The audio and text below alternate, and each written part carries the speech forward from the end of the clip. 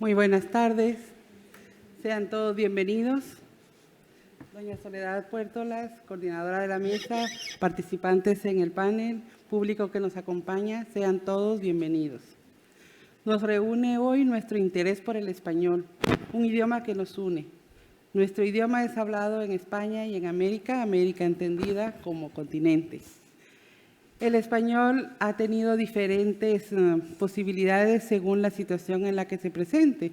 Y así, cuando una persona que habla español se enfrenta a una situación donde se habla otro idioma, recurre con frecuencia a su vocabulario y a su propia sintaxis. Y esto genera situaciones como la que se ha dado en el Spanglish y que se usó predominantemente al inicio en lengua oral y que poco a poco se ha ido introduciendo en varios ámbitos hasta llegar a usarse en la literatura, con lo cual se ha consolidado su uso. Hoy es el tema de la mesa y estamos muy interesadas en escuchar a nuestras panelistas para saber cuál es su perspectiva sobre el asunto. Para abordar este tema tenemos a una brillante coordinadora, ella es Soledad Puertolas, es una reconocida escritora que no necesita presentación. Es española, realizó estudios en España y en Estados Unidos. Esto último la acerca a las peculiaridades y usos lingüísticos del español en Estados Unidos, donde se usa el Spanglish. Soledad nació en Zaragoza, España.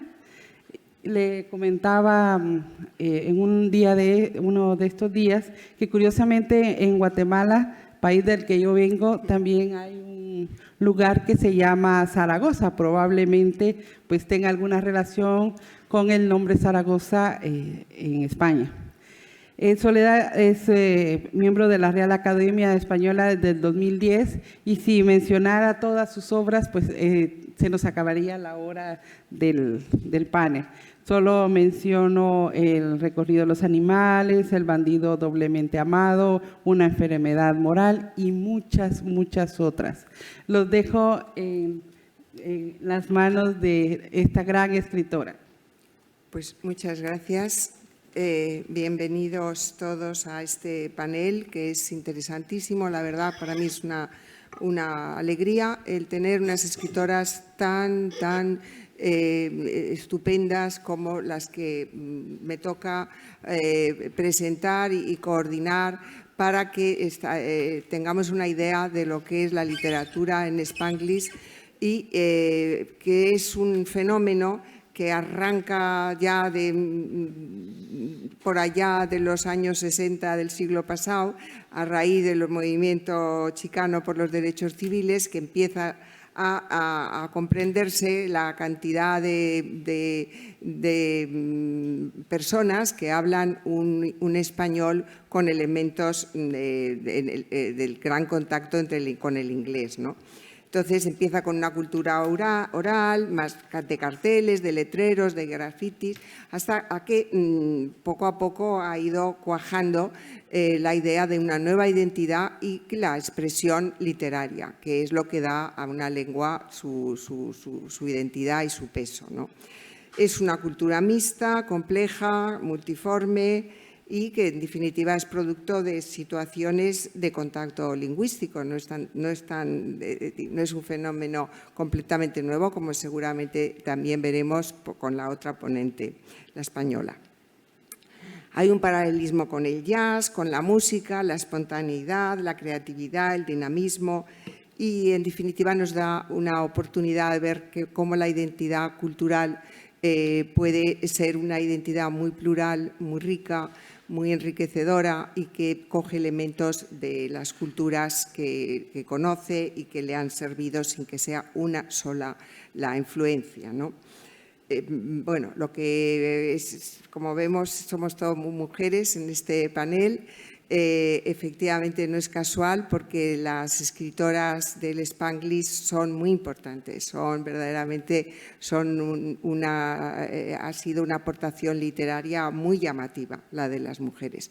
Yo tengo el gusto entonces de introducir a Janina Brasky, que no me riña, Janina, lo digo bien, ¿no?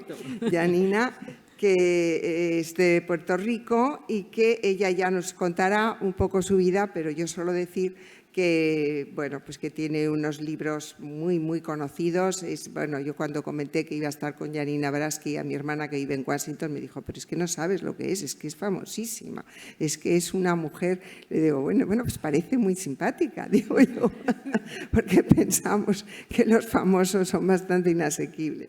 Así que, bueno, ya nos contará ella. Tiene Jojo Boyne, bueno, tiene muchos libros. Yo creo que es ella la que nos lo va a contar. Tiene una formación universitaria que ya le he dicho que yo no tengo como la de ella, porque tiene una sólida formación universitaria. Bueno, tenemos libros que yo no sé si se pueden conseguir aquí, aunque aquí ha sido muy reconocida también. Ha tenido el premio Cambiemos, ¿no? Por la revista Cambio 16. O sea, aquí tiene un eco, pero efectivamente aquí estamos todavía conociéndolas, ¿no? Estamos en este proceso de empezar a conocer a estas escritoras que allí ya tienen mucho predicamento.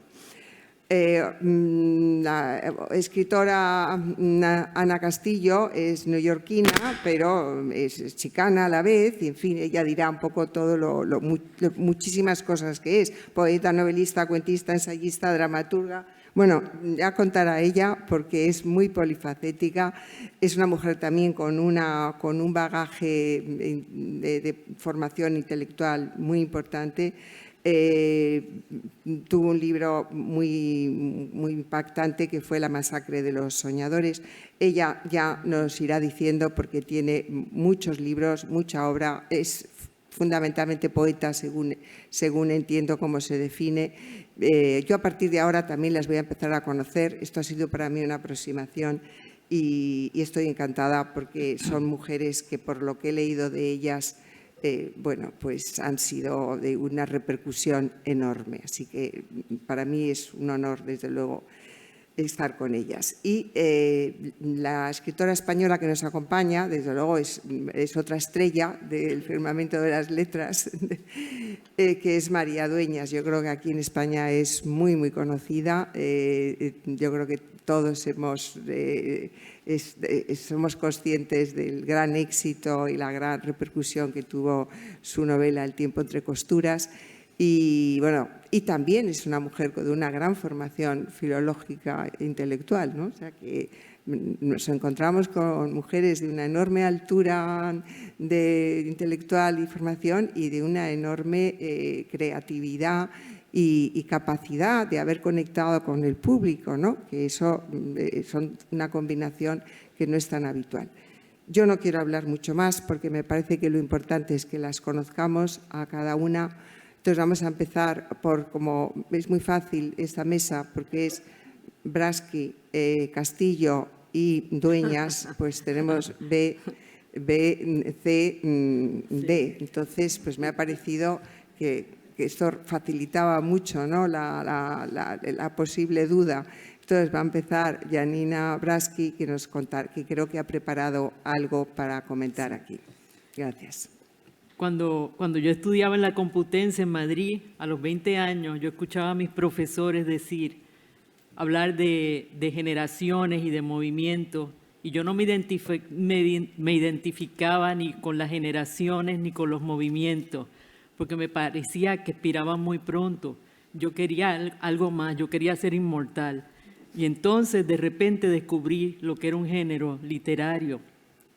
De ahí viene el Spanglish, que puede convertirse en un género literario. Y esto es una reflexión que he hecho sobre los géneros literarios. Crear un género del modo en que Galileo descubrió las estrellas Medici no es lo mismo que crear un movimiento. Petrarca creó un movimiento, Rubén Darío creó un movimiento, Bretón creó un movimiento, y las generaciones son productos del tiempo, la generación del 27 o la generación beat.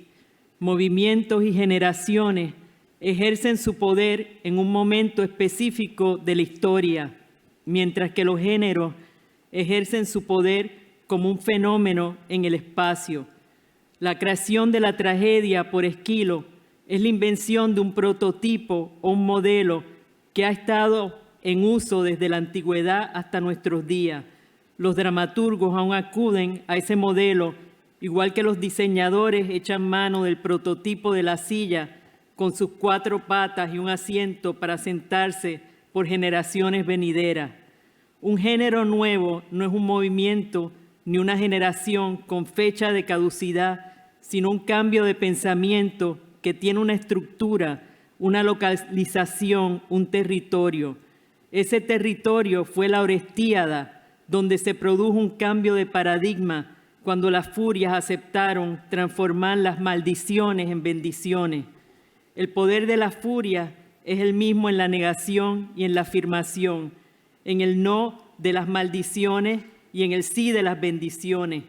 Crear un territorio nuevo donde pueda nacer un paradigma nuevo requiere crear un nuevo prototipo que pueda ser reproducido por las generaciones venideras. No necesitas el bagaje de la historia ni la pestilencia de la cultura para crear tal transición. Necesitas una partera que entone el encantamiento y una bruja o una furia para cambiar las maldiciones en bendiciones, los nudos en nidos, y allí encontrarás el cambio en un nido lleno de huevos. Podrás decir que la lengua está anticuada, pero la invención funciona porque la sociedad vivió una transformación y el nuevo género supo captar lo que ocurrió y cómo cambió. Captó el cambio en el prototipo que inventó, logró descifrar el mecanismo del cambio y con la obra cambió lo que funciona, que no es la obra, sino el placer envuelto en ella. No tiene que ver con las horas invertidas en el prototipo, sino con la pasión que se produjo el cambio. El prototipo surge como un fenómeno que aparece, da una vuelta y cambia la forma de hacer las cosas y de pensar. Se inserta en el pensamiento, no como un método, sino como un patrón con estructuras múltiples modos de crear un prototipo en diferentes localizaciones en el tiempo, a veces con ineptitud, otras veces despertándose en medio de la noche sin trabajar y no siempre cambiando turnos, pero cambiando siempre los paradigmas del tiempo. Como el tiempo siempre dice, las cosas pasan en el tiempo y la repetición de esta falacia ha sido perpetuada por los narradores de ficción, pero las cosas no siempre ocurren en el tiempo y cuando tienen un método, ese método se quiebra y existe un espacio donde las cosas quebradas no encuentran método, pero sí estructura. Nada que ver con análisis ni con teoría. Ninguna teoría está permitida porque todas son destruidas por el método que usan en su análisis. Lo que se necesita es empezar a crear en el vacío en que nada funciona. Lo que se necesita es encontrar ese vacío que los análisis tratan de colmar con teorías para ocultarnos que existe una brecha, pero es necesario conocer ese vacío y perderle el miedo a ese espacio donde todo ha dejado de funcionar, porque es ahí donde se hallan las posibilidades. Para crear un cambio hay que habitar el vacío y afrontar los terrores que nos asaltan en ese vacío donde ya nada funciona, allí donde nace la música, donde el placer invita a las musas a inspirar el vacío, a que cambie su curso a un espacio donde nuevos cambios son posibles. No necesitamos narradores, necesitamos oráculos. Yo nunca dije ser cuentista, dije ser pitonisa. Yo digo la verdad. Cuando dice que esto no funciona, en ese preciso instante empiezas a desechar la obra de otros y a crear por ti misma. Y si sigues trabajando en el vacío, allí donde nada funciona, se inicia la transición que mueve a esta obra adelante. La imaginación comienza donde nada funciona. Cuando dices, esto no funciona, es un desastre, yo digo, ahora vengo yo. Haré una obra that does not work, pero es bella y funciona. Escúchenme, Yo me preocupaba cuando la gente pensaba que no trabajo, que soy perezosa. Yo aplicaba el trabajo a mi método de entendimiento y nunca funcionó. Cuando apliqué un método a mi locura, tampoco funcionaba. Pues el método es parte del plan para exterminar la creatividad, cortarlo todo por el mismo patrón, para hacerme inclusiva, no exclusiva. Yo soy exclusiva. Estoy creando a work that does not work. Ni siquiera debiera llamarse work. El problema es work. La palabra work does not work. Ni siquiera cuando crea a work, porque causa problemas inside the work. Dejemos de usar el término work, porque work implica un producto con fecha de caducidad, una quiebra, y siempre pierde su trabajo, porque el trabajo implica reemplazo. El capitalismo asume que todo el mundo es desechable, pero el tiempo no es el límite de la productividad. Producir no es nuestro límite. No prestes oídos a esos que te dicen, yo lo haré funcionar, aplicaré un método a tu locura. Eso es precisamente la equivocación. Cuando un método de lógica aplicado con fecha de caducidad ya expirada viene a ofrecerte ayuda para que tú también expires sin llegar a crear el género que aspiras a crear sin método alguno. Aplicar productividad a tu creatividad es lo mismo que aplicar expiración al respirar. Respira en el vacío. No cejes cuando te encuentres con furias o sirenas. Conoce los hechos del pasado y cambia los resultados. Transforma la energía de las furias de maldiciones en bendiciones y otórgales una tierra donde puedan dar la bienvenida a los recién nacidos. Cuando creas un género que no es un movimiento porque carece de pasado, y si lo tiene, es un pasado que está preñado de un futuro mayor que su pasado. Su pasado es su poscreación, solo un punto de partida que crea modos de pensamiento. Un género contiene movimientos, generaciones, y cuando todos estos conceptos expiran en el tiempo, el género, que es un artefacto hecho cambio, no pertenece a ninguna época, no está fechado, incluye todas las expiraciones que expiran en su vientre y todavía está preñado de nuevos comienzos. Da cabida a transformaciones y revoluciones, pero en sí mismo es un descubrimiento, un invento, como las estrellas que descubrió Galileo y le dedicó a Cosmo de Medici. Gracias.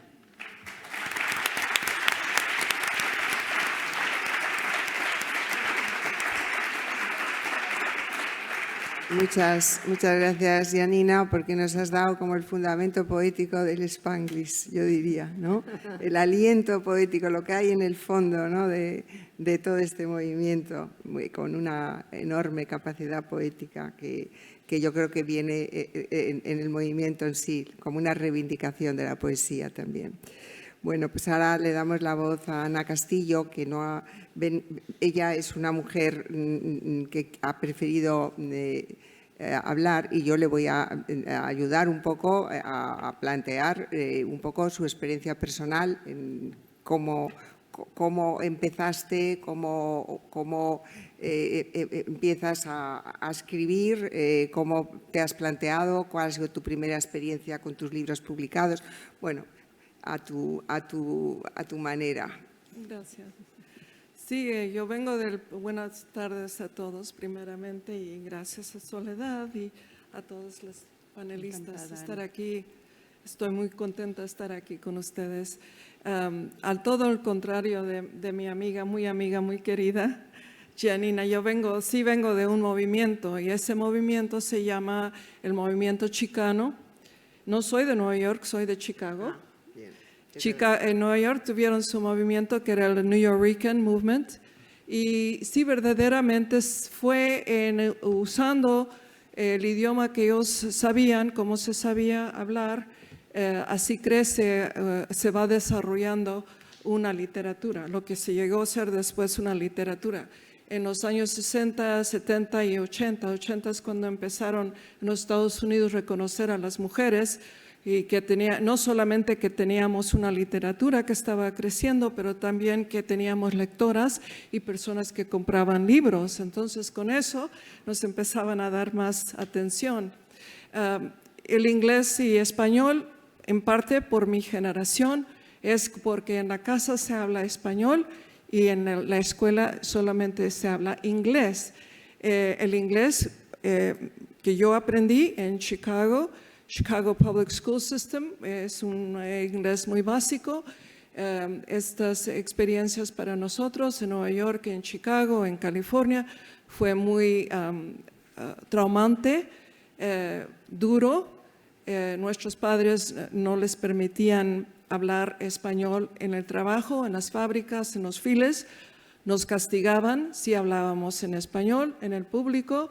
Entonces, cuando va siendo después del movimiento afroamericano, con esa inspiración que tuvimos nosotros como mexicanos y los boricuas de Nueva York y los indígenas, empezamos a tomar esa inspiración y valor de pelear también, no nomás con la cultura, con los derechos, etcétera. Hasta hubo un movimiento en Nuevo México donde todavía los hispanos de Nuevo México tenían sus territorios, sus terrenos que les habían obsequiado los reyes Carlos y Isabela desde los años. Todavía tenían el recuerdo de que llegaron allí los españoles y les otorgaron unos terrenos, y entonces también eso se fue en movimiento en Nuevo México.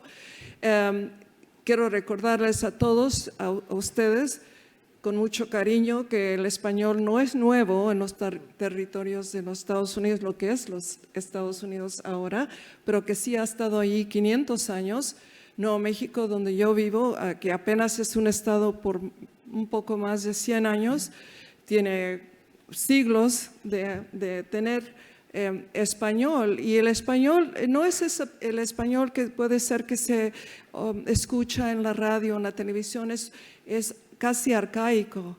Es fascinante porque cuando llegó México y después, primero México ganó su territorio y después los Estados Unidos y los mandaron a los frailes a España, ya no tenían maestros, entonces se quedó el idioma.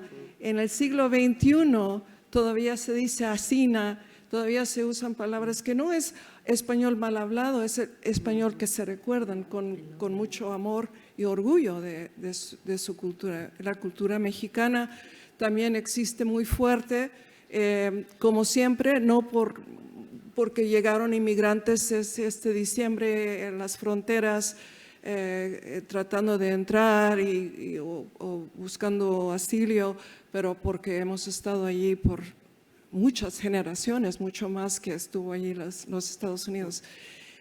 Y finalmente quiero decir que la gente hispana del suroeste es la única gente afuera de los indígenas americanos que tienen un tratado con los Estados Unidos, que también nunca se ha respetado el tratado, pero el tratado dice que tenemos el derecho de hablar español en el suroeste, que es el idioma oficial, aunque sabemos por la política, especialmente últimamente, desgraciadamente en los Estados Unidos no se permite.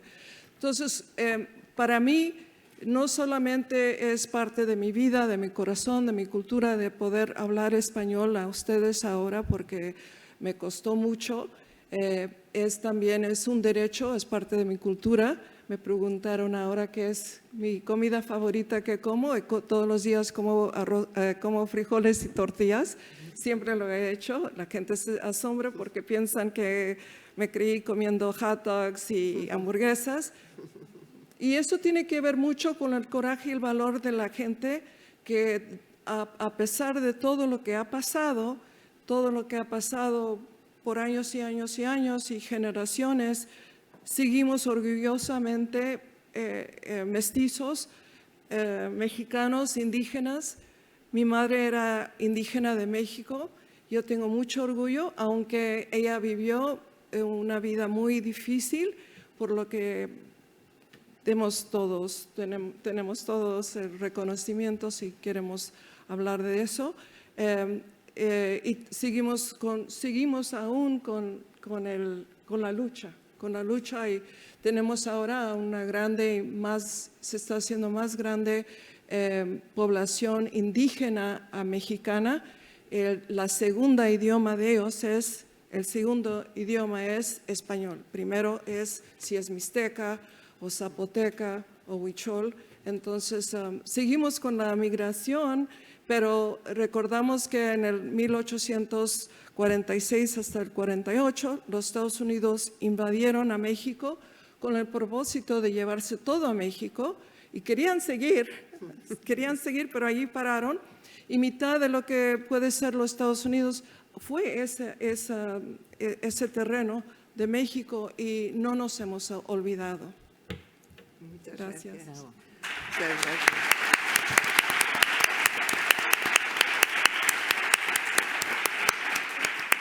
Muchas gracias, Ana. La verdad que es una experiencia apasionante la tuya y muy emocionante, ¿no? Tal y como la cuentas, muy emocionante. Bueno, ahora doy la palabra a María Dueñas, que va a tener una perspectiva distinta. Ella, como nos contará en sus novelas, pues también ha tratado el fenómeno de dos lenguas en contacto, con el inglés y el español, pero con un enfoque distinto, en lugares distintos. Y bueno, le dejo que, como es natural, que ella lo explique, porque en todas sus novelas está presente el tema de la mezcla de la lengua. María. Muchas gracias, Soledad. Muchas gracias a todos por su presencia y gracias por tener este panel tan magnífico, lleno de mujeres. Ya nos tocaba, que esta mañana no he visto nada más que hombres en todas partes, así que ya nos toca un poco contar nuestras historias también. Bueno, sobreentendemos que el objetivo prioritario de este panel es tratar el uso del Spanglish en la literatura escrita y publicada en Estados Unidos y en la manera en la que sus escritores, sus autores o sus comunidades hacen uso de ella. Mi caso es distinto porque yo no escribo, no uso cotidianamente el Spanglish, no creo mi literatura en esta mezcla de español en inglés, pero sí creo que puedo proporcionar un ángulo, una mirada distinta desde mi visión de escritora, un ángulo complementario como narradora que observa y emula la vida y que construye ficciones en las que se mezclan las dos lenguas, se mezclan personajes reales con personajes imaginarios, coyunturas que existieron y otras que salen de mi imaginación y que a menudo cruzan fronteras, cruzan tiempos y cruzan lenguas distintas. Entonces, desde esta perspectiva de novelista he mostrado de manera recurrente, por mi cercanía, yo, además de escritora, soy filóloga inglesa y he trabajado y he estudiado en Estados Unidos y allí me llevé las primeras sorpresas de mi vida al ver que existían unos códigos intermedios que se cruzaban rápidamente y que para los españoles que vamos a Estados Unidos son absorbentes, atrayentes y facilísimos. Nos contagiamos enseguida, los hacemos nuestros y empezamos nosotros también a mezclar con una fluidez que es magnífica y que luego volvemos a España y nos cuesta trabajo quitárnosla porque ya hemos hecho nuestro ese cambio de código tan común. Pero lo que yo quiero comentarles es cómo dentro de algunas de mis novelas y sobre todo dentro de una de ellas más concreto, de Las hijas del capitán, que publiqué en 2008, digamos que ensancho el concepto de Spanglish, porque según el diccionario de la Academia, Spanglish es una modalidad del habla de algunos grupos hispanos de los Estados Unidos en las que se mezclan elementos léxicos y gramaticales del español en inglés. Yo creo que esta definición se nos queda un poquito corta, ¿no? Y me tomó la libertad de ensancharla y de adaptarla y de reivindicar que también algunas comunidades de españoles en sus exilios y en sus migraciones se vieron en la necesidad de utilizar también este código para ajustarse a una vida nueva. En mi novela, Las hijas del capitán, como les digo, hay unas protagonistas bien definidas que son unas jóvenes españolas, malagueñas, que en en los años 30 del siglo XX emigran a Nueva York, no son una anécdota y una ilusión mía el mandar a unas chicas españolas a Nueva York. Estas mujeres formaron parte de un movimiento bastante numeroso que durante las primeras décadas del siglo XX puso rumbo en barcos hacia Estados Unidos, huyendo de una España pobre, miserable, que no les daba ningún optimismo vital, y fue una migración totalmente económica. Y en las páginas de mi novela yo intento reflejar cómo intentaron o cómo hicieron el esfuerzo de asimilarse a una nueva cultura y a una nueva lengua, de la que no tenían ninguna base, porque hoy, bueno, a estas alturas del siglo todos más o menos tenemos algo de inglés en la cabeza, todo el mundo, ¿no? Pero aquellas pobres chicas, aquella pobre gente que venía de los barrios, de los pueblos, de los campos, de los cortijos, no tenía ninguna referencia. Entonces hablo de ello en mi novela y doy dos vertientes de Spanglish. Por un lado hay algunos personajes de los que hablo que ya llevan un tiempo asentados en la ciudad y que se convierten en Manhattan y que se convierten en referentes para ella, ¿no? Por ejemplo, hay uno de los personajes es una monja, Sorlito, una monja monja que además tiene estudios de Derecho y que es hija de madre canaria y padre desconocido y en su boca pongo expresiones como se les comió la lengua al gato o Bless Mary, Mother of God, gallega, pero es que siempre tienes que aparecer a las peores horas. Otro ejemplo es Marita Reid, por ejemplo, una artista emigrada como muchos españoles que viajaban con grupos artísticos, flamenco o de cualquier otro tipo de teatro, de variedades, grupos de espectáculos musicales que muchas veces hacían turnés por Estados Unidos y muchas veces incluso se acababan quedando, ¿no? Rita Hayworth es un ejemplo de aquella emigración, ¿no? Y entonces es gente que podía hablar como "So, let's go, vamos a lo nuestro", pero las cosas están cambiando. "Oh my God, se están cambiando". "So, to make a long story short", lo que pretendo es tener una vejez tranquila. Otro ejemplo de españoles que pululaban por aquellos años en Estados Unidos eran los tabaqueros, que tenían esa mezcla de españoles que pasaban por Cuba y luego se asentaban en Tampa o se iban a Nueva York y acaban hablando como "Come on ladies, 5 minutos y volamos", ¿no? Bueno, con ellos quiero dar el ejemplo de gente que ya se asentó y ya hace esta transferencia y esta mezcla de código tan común en el Spanglish con toda naturalidad, pero vuelvo a mis protagonistas, a estas chicas malagueñas, que en el fondo que sean las protagonistas es una anécdota, porque para mí sentimentalmente los protagonistas son, como digo, toda la comunidad tan grande, tan variada, que emigró en aquellos años sin saber absolutamente nada de inglés y, como ha dicho Ana antes, incluso eran de alguna manera penalizados, castigados por no saber inglés, no podían optar a trabajos mejores, no podían promocionarse socialmente, eran los hijos los que les tenían que hacer de intérpretes constantemente y ellos manejaban un inglés muy elemental, muy iba a decir pervertido, no me gusta la palabra, pero realmente era una supervivencia muy elemental la que necesitaban, con unas transferencias léxicas muy espontáneas, muy brutas, a veces muy primarias y con unos resultados a menudo insuficientes o desacertados, ¿no? Les voy a leer un breve ejemplo de cómo le sucede esto a mis protagonistas a las pocas semanas de llegar a Nueva York. Mona y Luz, dos de las hermanas Arenas, acuden a un hotel de lujo frente a Central Park en busca de un ilustre huésped al que han conocido en otras circunstancias, que es el conde de Covadonga, que fue el personaje histórico, el primogénito del rey Alfonso XIII. Y les leo brevemente un pasaje. En un inglés paupérrimo y apoyándose en aparatosos movimientos de manos, la mediana de las Arenas le indicó al conserje que pretendían preguntar por el número de habitación de One Friend. "Ladies, please", repitió el individuo con voz sorda, y para que no les quedara duda les señaló la salida. Pero Mona no estaba dispuesta a desistir, todo lo contrario. Aumentó los aspavientos, como siempre que hacemos cuando queremos entendernos y nos faltan las palabras, y elevó la voz.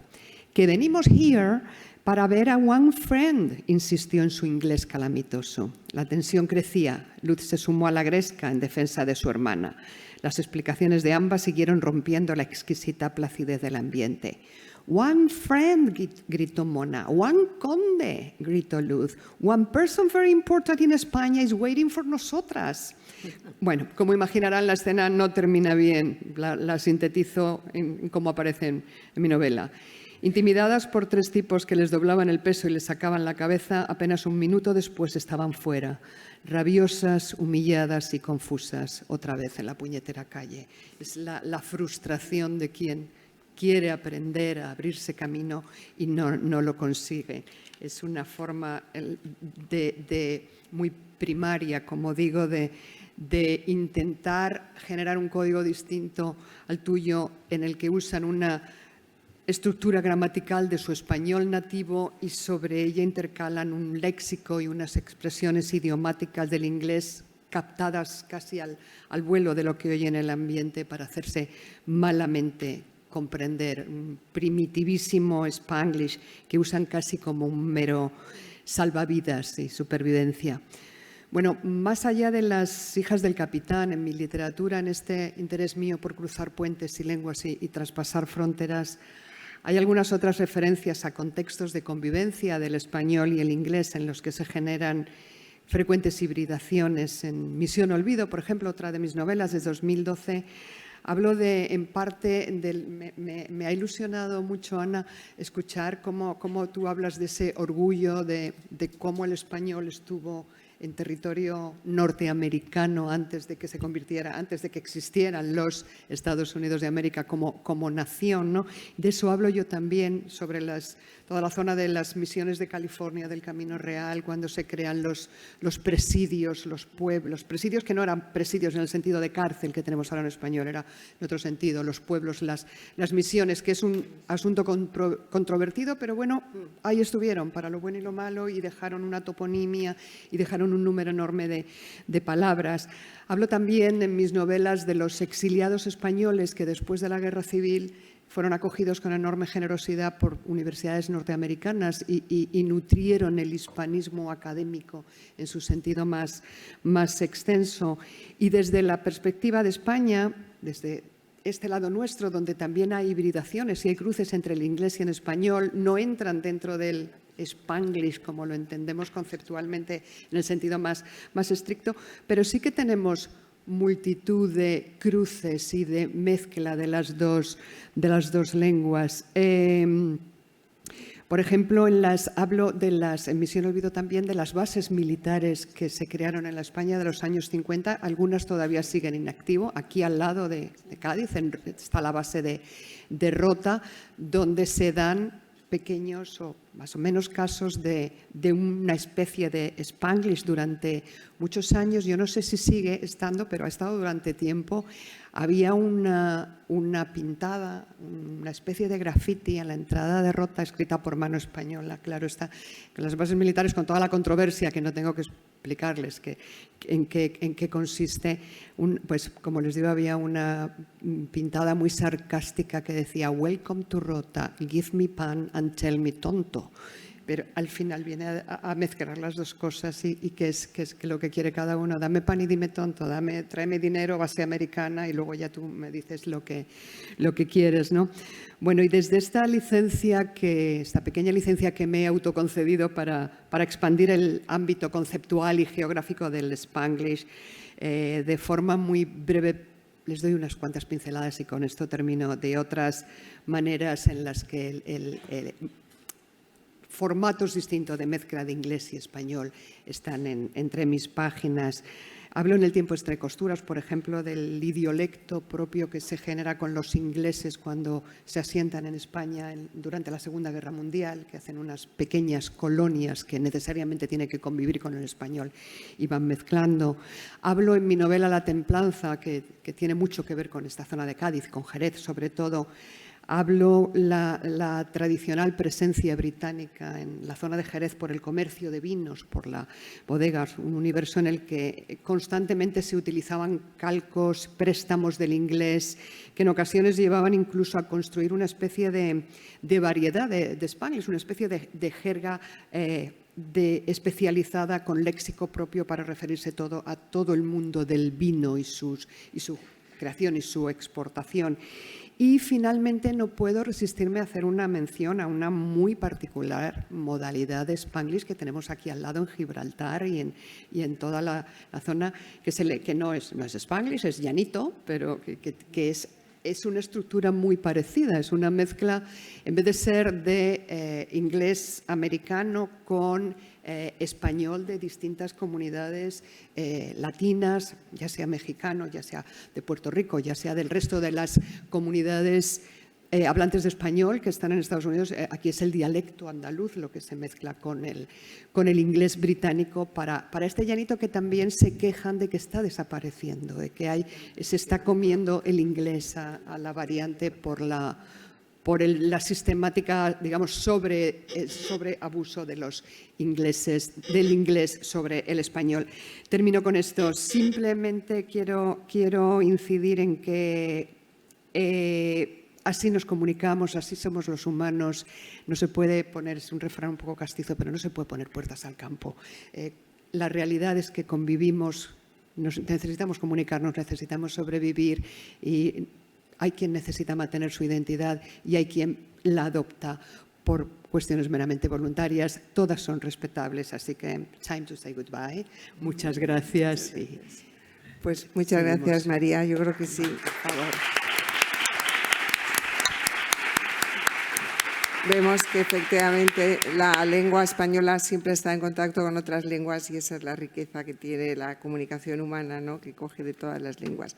Bueno, yo quisiera ya muy brevemente, sobre todo a las escritoras que vienen de fuera y que para mí, desde luego, es un honor muy especial tenerlas aquí, que nos contaran cómo fue su primera experiencia, cómo fue recibida su primera novela, cómo es ese comienzo literario de Janina, cómo se sintió acogida, ese momento que luego también le pediré a Ana que lo comente. Bueno, yo escribí mi primera colección de libros, que son 6 libros de poesía, publicado bajo el título El Imperio de los Sueños, publicado aquí en España, y después me sentí vacía porque la poesía se me había ido, lo había dejado todo ahí. Y entonces estaba buscando qué voy a crear ahora.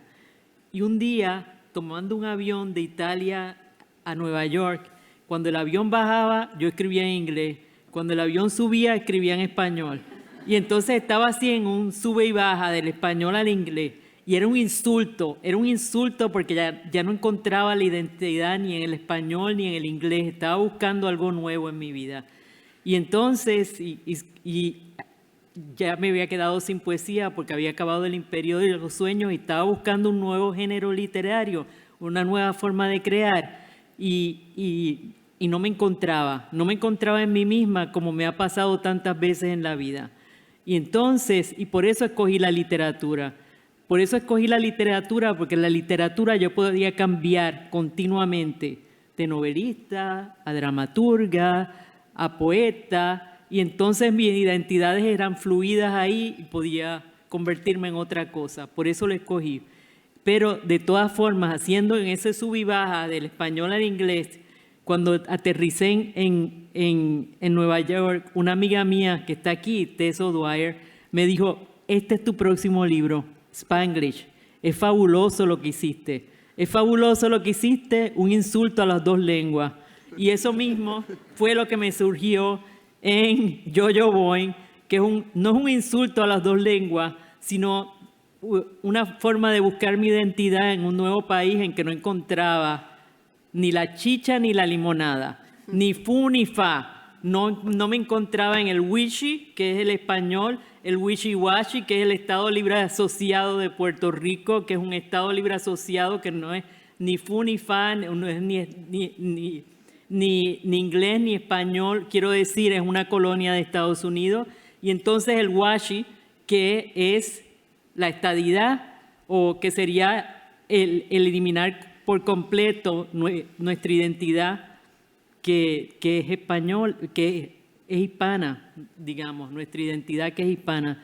Y entonces, pues, en esos tres dije, pues lo próximo que voy a escribir después de Yo-Yo Boing va a ser una obra en inglés, una obra de género totalmente diferente. Y ahí me encontré con Hamlet, Zaratustra, Segismundo y Janina en United States of Banana. Y así es que aquí me quedo. Y ahora estoy escribiendo una obra que se llama Putinoica, por Putin y Trump. Y la era Muy de prometedora. Putin y Trump. Esto promete mucho, Janina. Sí. Gracias. Bueno, Ana, cuéntanos tus primeros pasos, cómo fue la reacción, también la tuya, la de tu entorno, porque tu entorno, tal y como lo has contado, pues a mí me ha tocado mucho y me gustaría ver cómo se reaccionó a tu alrededor cuando empezaste a convertirte en la escritora de tanto peso que eres ahora. Sí. Bueno, en Chicago, pues en todos los Estados Unidos, en los 70, cuando estaba yo terminando la high school y la secundaria, la prepa, y quería yo seguir estudiando, pues yo nací, como dijo mi mamá, no lo creían, no sabían por qué, con este lado artístico. Entonces yo pensaba que yo iba a ser artista, no escritora, aunque me gustaba mucho leer. Entonces, por muchos años, yo fui a estudiar a ser maestra. Por muchos años no veía en una librería en los Estados Unidos ningún libro afuera de, por ejemplo, los latinos americanos de García Márquez y ese grupo. Afuera de ellos nunca se veía un libro con el apellido en español. Siempre era de otros lugares o anglos. Entonces uno tiene que empezar a pensar, vivir en una cultura y una cultura donde uno tiene una historia muy larga. No es que habíamos recién llegado como marcianos y no sabemos dónde estamos allí desde siempre, donde no se va a permitir ser escritor, mucho menos una escritora. Pero como yo me metí muy jovencita en la política, en el activismo, yo, como digo, soy de Chicago, ahí era el partido de los Black Panthers. Allí pasó Martin Luther King, me fui a California a estar con César Chávez y esas personas. Yo se me hizo difícil con ser artista y ser esa persona, y también no tenía el dinero para comprar pinturas, pinceles, y las mujeres de mi generación empezaron a escribir poesía. Hay bastantes de nosotras y todas empezamos con la poesía. Ya que me creo que soy poeta, porque estoy escribiendo mi poesía que no es estudiado, es poesía política, revolucionaria, donde yo pueda ir en los lugares donde hay protestas. He decidido que voy a juntar unos poemas y publicarlos, porque es lo que voy a hacer. Y fui en Chicago, me invitaron unos compañeros a hacer un librito. Ellos también estaban en el movimiento, dijeron, compramos unas impresas en los tiempos antes con esas máquinas grandotas y vamos a empezar una revista revolucionaria, y si nos ayudas y haces entrevistas, si nos ayudas con la revista, te vamos a publicar tu libro. Y lo que pasó es que bancarrota, se les perdió antes de hacer la primera revista. Se llevaron sus máquinas y dejaron allí en la tienda todos los panfletos que llegaron a ser mi primer librito, que se llama Otro Canto, tenía el nombre en español, Otro Canto, 200 copias. Y con eso, antes que yo llegué, otros activistas llegaron y se los llevaron a decir, mira, aquí tenemos una poeta de Chicago, de este lugar, también nosotros estamos metidos en el movimiento. Y así fue el primero. El segundo fue de otro tema, ya para entonces ya era feminista, que era también, entonces para los activistas era así, porque estaba con eso. El segundo era sobre eso. Y ya pasa un poquito de tiempo. Me meto a escribir prosa porque veo que todo el mundo no lee poesía y no les importa la poesía. Entonces voy a escribir prosa. Y para entonces ya estaban establecidos en universidades, 2 grupitos empezaron a imprimir solamente trabajo de los latinos de los Estados Unidos. Y el primero me publicó mi primer libro, poemario, y el segundo, porque quedé en pleito con él, muy macho, que no le gustó mi actitud. Entonces me fui con el otro, con la primera novela, y así es como empecé, pero fue pasito a pasito cada vez. Sí, tienes toda la pinta, porque eres una mujer que se nota que ha sido pasito a pasito, de alguna manera lo transmites. Determinada, pero sí, lenta, pero festina lente, ¿no? Como dicen el lema latín. Bueno, pues yo creo que estamos ya como concluyendo. No sé si nos conceden un poco más, si nos echan, no sé cómo vamos de tiempo. ¿Quiere preguntar a alguien? Sí, vamos a dar paso. Si hay pocas preguntas, pero parece que podemos tener. Aquí hay una pregunta. Tiene micrófono. Allí va. Ahí va el micrófono.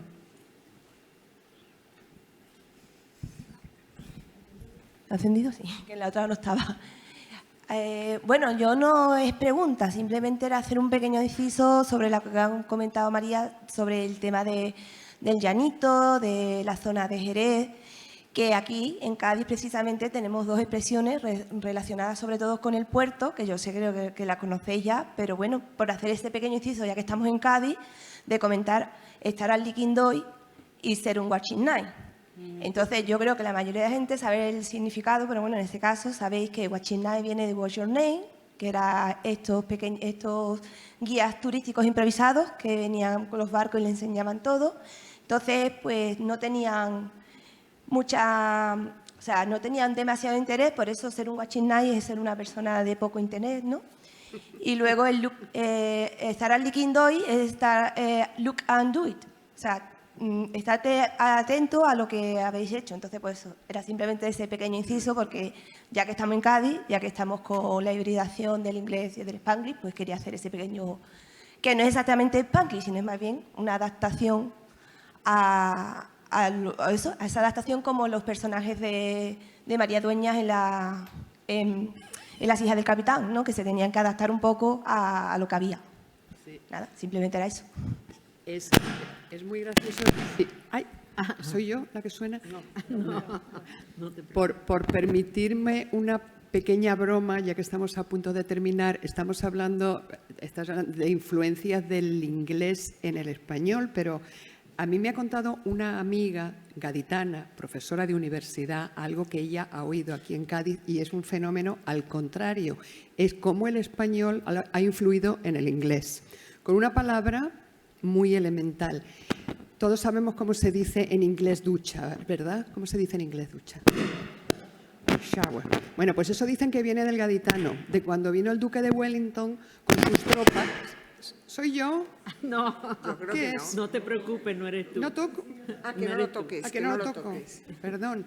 Bueno, pues por lo visto, pues decían, es una leyenda, pero sabe Dios, decían que veían a los marineros cuando venían del mar llenos de arena, llenos de sal, sucios, sudados, un tiempo donde no había agua corriente en las casas, y entonces se ponían debajo de las casas, se llamaban a las madres para que les echaran agua, y caían los baldes de agua y decían, mamá, shower, shower. Y shower degeneró y llegó a shower. Es un invento seguramente, pero bueno, puestos a apropiarnos algo, ¿verdad? Algo tenemos nosotros que ver también de influencia en el inglés. A veces los inventos son mejores que la realidad. Así que nos gusta mucho esto de chagua, ¿no? Me gusta mucho. Chagua. ¿Algo más? Sí. No sé, hay dos aquí seguidos. Sí, ahí va el micrófono. Ya veo. Menuda. Yo creo que, por lo menos se me ha quedado claro que el Spanglish es un fenómeno lingüístico que para nada está reglamentado, no es un fenómeno que está ahí, que se va haciendo en el tiempo y que fluye, ¿no?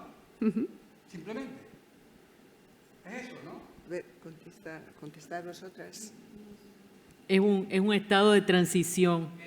Es un estado de transición y es el estado de transición de los emigrantes.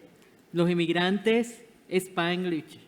Todos los emigrantes que entran en otro lugar, que cruzan fronteras, es un estado de transición y está fluyendo. Eso es lo... Sí, eso no lo negamos, pero que la transición... Sí, exacto, perfecto. A ver, la última.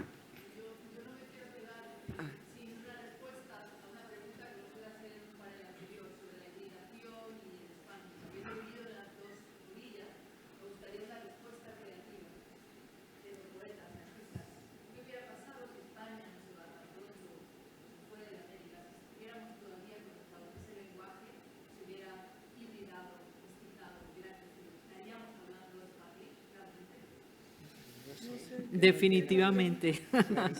Estaríamos hablando Spanglish. Sí, estaríamos hablando Spanglish. Definitivamente, eso es lo que yo pienso. ¿Qué has dicho? Que sí, que estaríamos hablando Spanglish, definitivamente. Estaríamos hablando Spanglish. Sí. Bueno, pues es la opinión. Bien. Bien, una pregunta al hilo de lo que la compañera ha dicho, dirigida a María Dueña, sobre el tema de la provincia de Cádiz exactamente. Pero no desde el punto de vista del uso de las palabras, sino desde el punto de vista sociológico. Es decir, el Spanglish, entre comillas, que se da en las distintas partes de la provincia. Yo pienso que, por ejemplo, en Los Llanitos es un poco la clase, por llamarle así, ¿no? La clase con menos nivel cultural, la que lo habla. En Jerez, pues la clase alta. Y en Rota, pues era la clase media. ¿Influye un poco la clase social en el uso y la divulgación de ese tipo de habla?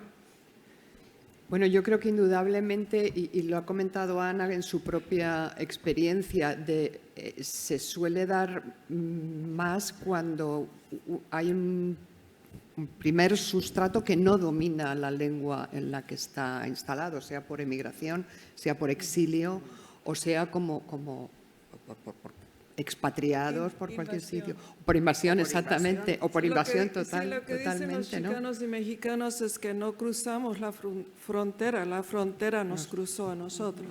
Entonces hay también ese punto de que no es que llegamos acá, pues claro que vas a tener otra manera de hablar y otro de pensar, es psicológico también, pero cuando siempre has estado allí. Claro, y cuando además se da en población con menos nivel de educación, que les cuesta más trabajo acceder a la nueva lengua que venga por invasión o a la que tú llegues, es más duradero el fenómeno, ¿no? Más tiempo se tarda en dar el paso a un monolingüismo total, ¿no?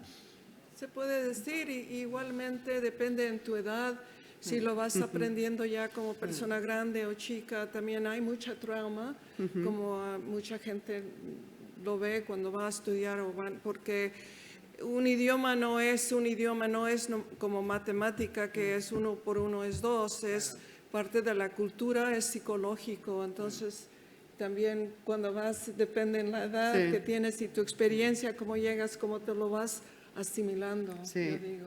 Y el grado también de expectativa vital que tienes, ¿no? Yo lo que comentaba de los inmigrantes españoles a Estados Unidos, algunos los conozco, son nonagenarios y llegaron allí con 1 año y los jóvenes aprendieron, pero a sus padres los enterraron allí y no aprendieron inglés nunca, sobre todo las mujeres, porque no salían del ámbito doméstico, se relacionaban con su propia colonia y vivían permanentemente obsesionados con la idea de volver y no volvieron nunca, pero... Es verdad, es que cuando no hay ese afán relación por con los mantener- demás, pues no puedes aprender un idioma. Si la gente se queda en casa, y sobre todo las mujeres, como decir, ya acabamos, ya estamos terminando, ya vamos que estamos terminando, que terminamos. Pero simplemente decir que ha sido un placer, verdaderamente han sido unas pequeñas pinceladas, desgraciadamente el tiempo es el que es, pero que lo agradezco infinito. Creo que María nos ha dado una perspectiva como más amplia de lo que es el Spanglish, que ya lo podemos utilizar para muchas otras modalidades. Pero bueno, que el origen están aquí las representantes que vienen del otro lado del mar, ya voy a decirlo bien, Chicago, no sé por qué pasa en Nueva York, porque de verdad que lo sabía que eras de Chicago, pero bueno, de verdad, lo tenía subrayado, pero bueno, se me cruzaron los rascacielos, y que también los hay en Chicago, pero bueno, yo es que no conozco Chicago, debe ser por eso. Debe ser por eso, pero que son experiencias las vuestras realmente que aquí al otro lado del mar, de donde hablamos ya en general todos español y no spanglish o inglés, aunque tenemos también muchos vocablos del inglés, pues es que es muy enriquecedor. Vuestras experiencias, porque vemos que el español es una lengua viva que está siempre adaptándose y muy atenta a todas los cambios sociales, ¿no? Los cambios sociales. Así que el fenómeno que implica vuestra literatura, pues yo creo que es muy recibido con mucho interés, curiosidad también, y como una manifestación realmente de la riqueza de la lengua. Así que muchísimas gracias por haber venido, haber hecho el esfuerzo de haber venido a esta maravillosa ciudad, por otra parte, que merece la pena el esfuerzo, yo creo, y a todos ustedes muchísimas gracias. Gracias.